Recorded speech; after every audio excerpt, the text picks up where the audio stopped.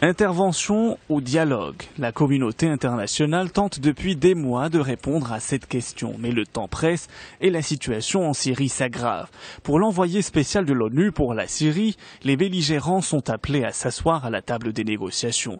La solution diplomatique étant, selon lui, la seule issue pour la crise dans le pays. Il n'y a qu'une seule solution, c'est l'accord de Genève.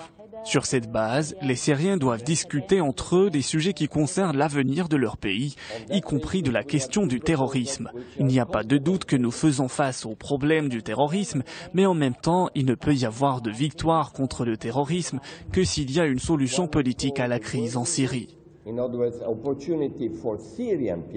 Si des voix appellent à la solution diplomatique, le président français, lui, estime que la France doit intervenir militairement. Paris devra ainsi mener des frappes aériennes contre le groupe État islamique en Syrie. Nous sommes également présents dans la coalition en Irak. Nous avons annoncé des vols de reconnaissance permettant d'envisager des frappes si c'était nécessaire. Et ce sera nécessaire en Syrie. Mais déjà, nous avons montré notre détermination dans l'action que nous engageons dans la région de l'Afrique de l'Ouest.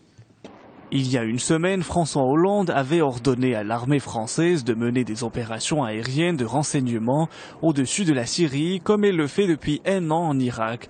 Jusqu'alors, la France était interdite d'intervenir militairement en Syrie, au motif qu'elle craignait que cela ne serve les intérêts du président syrien Bachar el-Assad.